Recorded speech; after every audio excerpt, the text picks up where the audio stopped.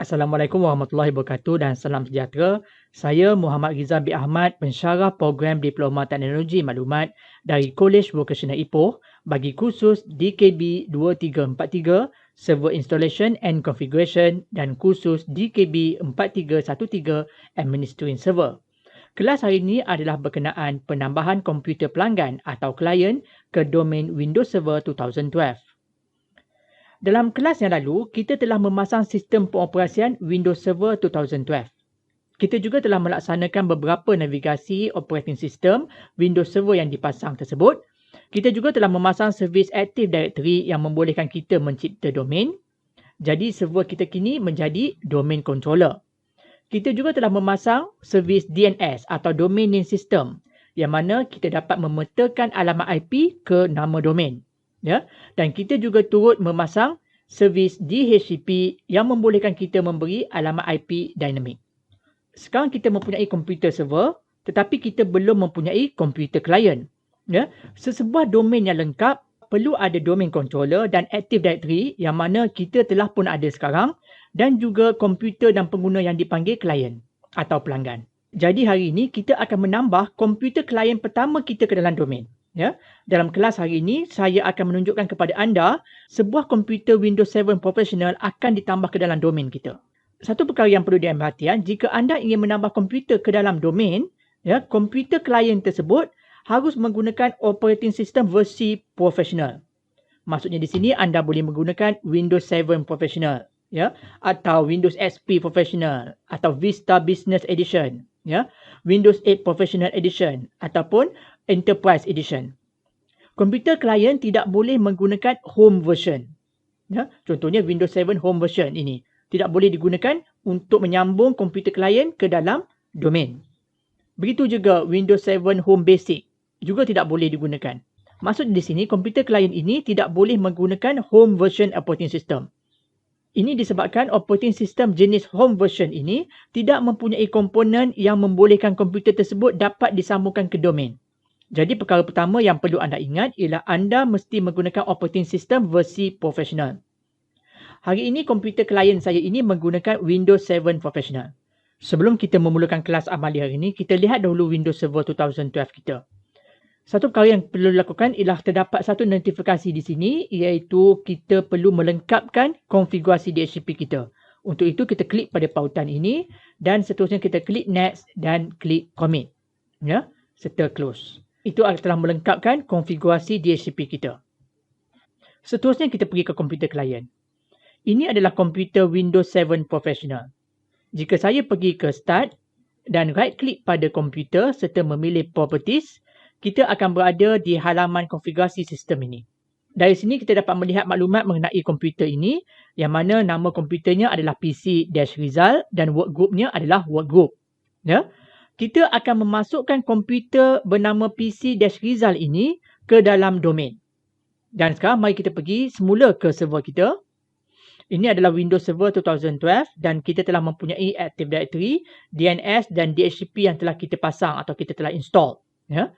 Jadi apa yang akan kita lakukan hari ini ialah kita akan pergi ke menu Tools dan pilih Active Directory, Users and Computers. Ya. Seterusnya kita akan mendapat Microsoft Management Console Snappane ini. Perkara utama yang ingin kita cari ialah kita ingin masuk ke dalam domain kita iaitu kvipo.com. Untuk itu kita klik anak panah kecil di sebelah kiri ini dan sekarang terpapar beberapa perkara di bawah ini. Pertamanya built-in. Ya. Kita tidak akan explore bahagian ini hari ini. Ya. Seterusnya adalah bahagian computers. Inilah yang akan kita explore hari ini. Ya, sebelah kanan inilah nanti senarai semua komputer yang akan menjadi anggota domain kita. Ya, seterusnya kita dapat lihat domain controllers. Jadi sekarang saya mempunyai satu komputer domain controller yang ini. Seterusnya adalah bahagian foreign security principles, manage service accounts dan user. Ya, tiga bahagian di bawah ini kita akan bicarakan dalam kelas yang akan datang. Jadi sekarang kita kembali semula ke komputer Windows 7 kita. Sebelum kita menambah komputer ini ke dalam domain, kita perlu menyemak sesuatu. Iaitu kita perlu memastikan komputer ini mendapat alamat IP secara dinamik daripada Windows Server 2012 kita. Untuk itu, kita buka command prompt dan seterusnya kita type ipconfig. Pada bahagian connection specific DNS suffix, ia mengatakan kvepo.com. Maksudnya komputer ini mendapat alamat DHCP ini daripada Windows Server 2012 kita. Walaupun komputer ini belum menjadi anggota domain, ya, alamat IP komputer ini telah diperolehi secara dinamik daripada DHCP server kita. Jika bahagian ini menyatakan apa-apa selain daripada domain anda perlu mencari DHCP server lain yang berada di dalam rangkaian anda dan mematikannya. Jadi satu-satunya DHCP server yang boleh berada di rangkaian sekarang adalah Windows Server 2012 kita. Setelah anda memastikan komputer mendapat alamat IP daripada DHCP server yang betul, kita kembali ke skrin ini. Ya. Apa yang perlu kita lakukan sekarang adalah pergi ke sini dan klik pada link yang menyatakan Change Settings. Dan apabila kita klik pautan ini, kita mendapat System Properties Windows. Ya, apa yang kita perlu lakukan seterusnya adalah use a wizard to join a domain or workgroup. Ya, untuk itu kita klik butang Network ID ini. Seterusnya ia memberi kita option. Jadi option kita hari ini adalah this computer is part of a business network. Ya, dan kita klik butang Next. Is a computer network on a domain? Jadi sekali lagi kita mengatakan yes. Ya, kita ada domain. Jadi kita klik Next. Okey, apa yang anda perlukan sekarang adalah anda memerlukan administrator username, ya, dan juga password untuk account administrator yang anda buat untuk Windows Server 2012, dan anda juga memerlukan nama domain anda iaitu kvepo.com. Ya. Sekarang apa yang akan kita lakukan ialah kita klik butang Next. Seterusnya kita typekan nama pengguna kita. Ya. Jadi untuk itu saya typekan administrator dan passwordnya. Dan seterusnya nama domain kita adalah kvepo.com dan klik butang Next. Seterusnya ia mengatakan bahawa Windows tidak dapat mencari akaun untuk komputer ini di kvepo.com domain.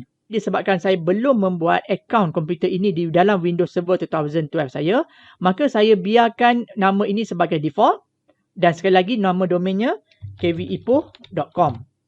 Maksudnya di sini PC-result ini akan ditambah ke kvepo.com. Okey, klik Next. Sekarang ia menanya kita maklumat akaun dengan kebenaran untuk menyertai domain. Iaitu akaun administrator dan passwordnya dan domain. Dan klik butang OK. Seterusnya saya klik butang Next. Seterusnya ia menanyakan tahap akses apa yang anda mahu berikan kepada akaun komputer ini tadi. Okey, untuk ini kita akan menjadikannya administrator dan kita klik Next dan klik Finish. Ya. Lihat notifikasi di sini yang mengatakan perubahan akan berlaku setelah anda menghidupkan semula komputer ini. Jadi kita perlu restart komputer ini sekarang. Proses restart ini akan mengubah konfigurasi komputer ini untuk menjadikannya anggota domain.